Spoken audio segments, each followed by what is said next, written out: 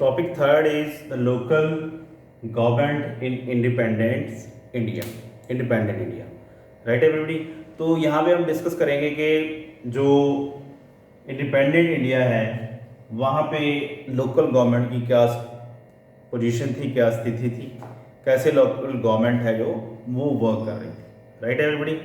So starting करते हैं। तो फर्स्ट हमारे पास पॉइंट है हमारा no adequate attention in the beginning.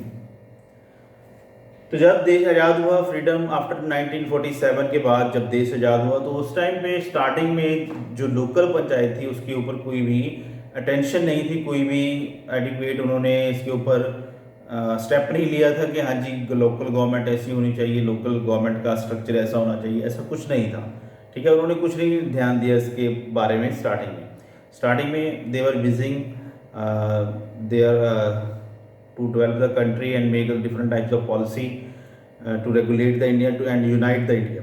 तो सबसे पहले उनके पास यही प्रॉब्लम्स थी which plan we have to started to develop our country and how to unite the country and how to other states unite into India। So starting में उनका जो ध्यान था इतना नहीं था कि कैसे इंडिया को हमने ज्वाइन करना, कैसे इंडिया की लोकल गवर्नमेंट होनी चाहिए, इसके बारे में कोई भी अटेंशन नहीं थी। Secondly community development program started in 1952। फिर उसके बाद इंडियन गवर्नमेंट ने कम्युनिटी डेवलपमेंट प्रोग्राम है जो स्टार्ट किया 1952 में। उसके अकॉर्डिंग क्या था, उसमें ये था कि लोकल गवर्नमेंट है जो उनकी लोकल एरियाज़ हैं या रूरल इंडिया है उसको कैसे डेवलप करना है, कम्युनिटीज़ को कैसे डेवलप करना है, ये प्रोग्राम सेटअप किया गया 1952 में। ठीक है जी। थर्ड है जी 3 tier panchayati Raj system started in some state but unsuccessful due to the financial problem due to finance. ठीक है जी। स्टार्टिंग में उन्होंने देखिए कुछ स्टेट्स हैं जो लार्ज स्टेट थे, वहाँ पे उन्होंने स्टार्ट किया पंचायती राज सिस्टम, 3 टायर पंचायती राज सिस्टम है जो वो स्टार्ट किया उन्होंने, बट वो फेल हो गया।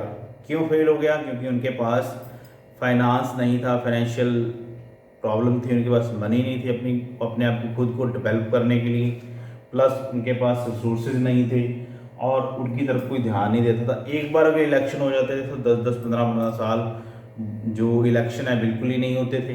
ठीक है, तो ये बहुत बड़ी प्रॉब्लम है जो वो फेस करनी पड़ रही थी लोकल गवर्नमेंट्स को, पंचायती राज सिस्टम को। तो उस टाइम पे गवर्नमेंट है जो उनके ऊपर कोई ध्यान नहीं दे रही थी, कोई उनके लिए कोई प्रॉपर सेटअप नहीं बन रहा था, कोई प्रॉपर प्लानिंग नहीं थी। तो जैसे उन्होंने सिस्टम स्टार्ट किया था तो वो फेल होना ही था, क्योंकि उसके ऊपर कोई भी फाइनेंशियल एड नहीं थी, फाइनेंशियल ग्रांट नहीं थी कुछ भी लोकल गवर्नमेंट को, जिसकी वजह से पंचायती राज सिस्टम है जो वो पूरी तरह से फेल हो गया आफ्टर इंडिपेंडेंस। स्टार्टिंग में जब हम बोल सकते हैं कि इंडिपेंडेंट हुआ इंडिया। ठीक है जी। उसके बाद हमारे पास आ जाता है ये टॉपिक जो इम्पोर्टेंट है हमारा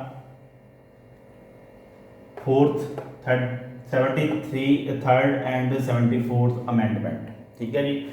ये these are the important amendment of our Indian constitution. ठीक है जी। These amendment are related to the Panchayati Raj system. ये दोनों अमेंडमेंट हैं जो वो किससे रिलेटेड थी? वो रिलेटेड थी पंचायती राज सिस्टम से, कि पंचायती राज सिस्टम है वो कैसा होना चाहिए, उससे रिलेटेड है ये जो अमेंडमेंट है इंडियन कॉन्स्टिट्यूशन में की गई। These are the very important amendment. ठीक है जी। अब 73rd अमेंडमेंट थी for rural and 74 for urban areas. ठीक है जी। जो 73rd अमेंडमेंट हुई थी वो रूरल एरिया के लिए हुई थी, यानी कि जो हमारा रूरल एरिया है जिसमें हम बोल सकते हैं हमारा इंडिया जो विलेज में रहता है, विलेज पंचायत के से रिलेटेड है, जो 73 अमेंडमेंट थी। और 74 थी जो वो रिलेटेड थी सिटीज से, अर्बन एरिया से, कि अर्बन एरिया में ये चीज़ें होनी चाहिए, उनसे रिलेटेड थी 74th अमेंडमेंट। ठीक है जी।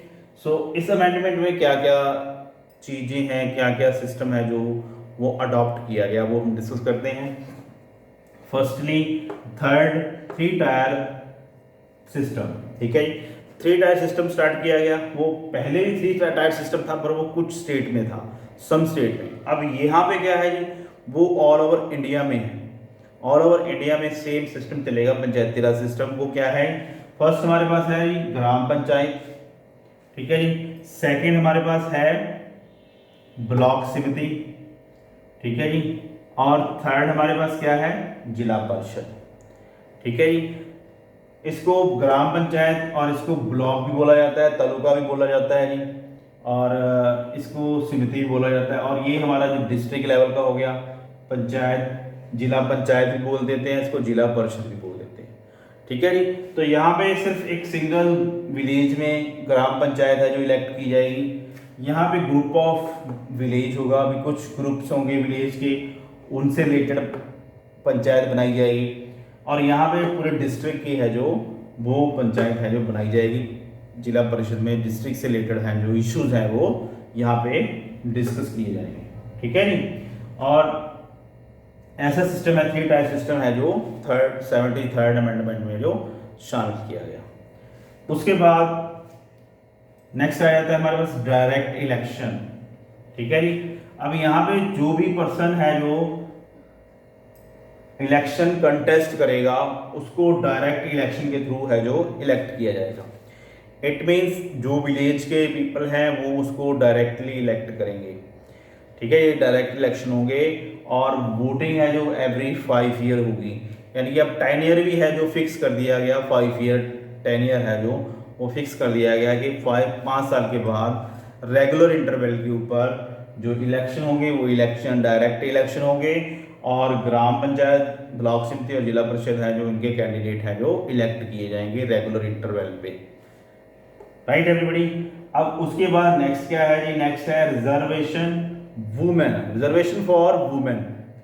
रिजर्वेशन सिर्फ वुमेन्स को मिली, वो भी जो SC ST कम्युनिटी से जो बिलोंग करते हैं उनको भी रिजर्वेशन मिली, और वुमेन्स को भी रिजर्वेशन मिली।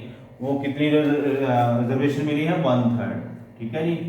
1/3 है जो रिजर्वेशन है, SC ST को भी है और वुमेन्स को भी है। यहाँ पे इसलिए इसको किया गया कि जो वुमेन्स हैं वो भी अपनी पार्टिसिपेशन यहाँ पे ले सकती हैं प्रॉपर, कि उनको भी मौका मिलेगा आगे आने का। अगर रिजर्व सीट होगी तो नेचुरली वुमेन आगे आएगी और उसको इलेक्शन है जो कंटेस्ट करने पड़ेंगे। और SC ST को भी रिजर्वेशन इसलिए दी गई कि वो उनके भी जो कैंडिडेट है रिप्रेजेंटेटिव वो आगे आएंगे तो उनकी प्रॉब्लम है जो वो भी अच्छे से सॉल्व की जा सकती हैं, ठीक है जी। तो ये प्रोविज़न है जो रखी रिजर्वेशन वुमेन की और SC ST की 1/3। नेक्स्ट हमारे पास आ जाता है state election commission and state finance commission. और ये बहुत इंपॉर्टेंट स्टेप था इंडियन गवर्नमेंट का, जब उन्होंने इंडियन गवर्नमेंट या पार्लियामेंट का बहुत इंपॉर्टेंट ये स्टेप था जब उन्होंने 73rd अमेंडमेंट और 74th अमेंडमेंट की। इसमें उन्होंने स्टेट इलेक्शन कमीशन बना दिया। ये स्टेट इलेक्शन कमीशन है जो वो कंडक्ट करेगा विलेज पंचायत की, लोकल पंचायत के इलेक्शंस, ठीक है जी। जो पहले सिंगल हैंडेड है जो इलेक्शन कमीशन था, सिर्फ एक ही इलेक्शन कमीशन होता था जिसको चीफ इलेक्शन कमीशन इंडिया का जो पूरे कंट्री के इलेक्शन हेल्ड करता था। अब यहाँ पे स्टेट फाइनेंस कमीशन की ड्यूटी है कि वो लोकल पंचायत के जो इलेक्शन है उनको है जो हेल्ड करेगा, राइट। तो इसके बाद एक स्टेट फाइनेंस कमीशन भी बना दिया गया। स्टेट फाइनेंस कमीशन भी बहुत इंपॉर्टेंट स्टेप था। इससे क्या था, जो रूरल एरिया है, विलेज एरिया है, उनके पास फाइनेंशियल एड पहुंचेगी प्रॉपर वे से, ठीक है जी। स्टेट गवर्नमेंट उनके लिए एक स्टेट फाइनेंस कमीशन बनाएगी और उस फाइनेंस कमीशन से है जो मनी है, ग्रांट्स हैं, फाइनेंशियल एड है, विलेज को जाएगी, रूरल एरियाज़ को जाएगी, जिससे वो अपनी खुद की डेवलपमेंट कर सकते हैं। अपनी स्ट्रीट्स हैं, जो स्ट्रीट लाइट्स हैं, स्ट्रीट्स हैं, या जो उनके जो जिसको बोलते हैं हम कम्युनिटी वेलफेयर प्रोग्राम हैं, उसके अकॉर्डिंग कम्युनिटी ब्लॉक बनाते हैं, कम्युनिटी पार्क वगैरह बनाने के लिए, स्कूल्स की डेवलपमेंट के लिए, लोकल स्कूल्स की डेवलपमेंट के लिए जो फाइनेंशियल एड उनको मिलती है उसके ऊपर वो वर्क करते थे और प्रॉपर वे से अपने विलेज की है जो प्रॉपर वो डेवलपमेंट है जो कर सकते हैं, ठीक है जी। और उसके बाद नेक्स्ट हमारे पास आ जाता है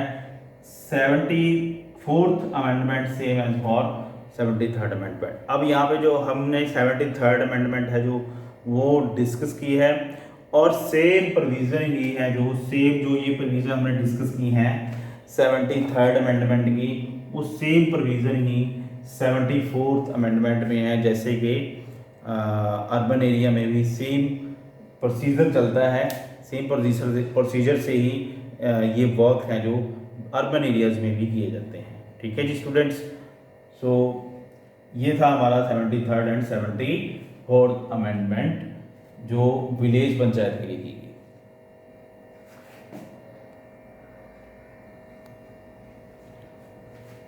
अब हमारा लास्ट टॉपिक रह जाता है स्टूडेंट, इसके बाद इम्प्लीमेंटेशन। ठीक है जी, 73 एंड 74th अमेंडमेंट की इम्प्लीमेंटेशन कैसे हुई, प्रॉपर वे से हुई या नहीं हुई, और उसके क्या इम्प्लीकेशन हुए, इम्प्लीमेंट हुआ कि नहीं हुआ। ठीक है जी, फर्स्ट ऑफ ऑल हम बोल सकते हैं कि जो 2 round of election and significant achievement.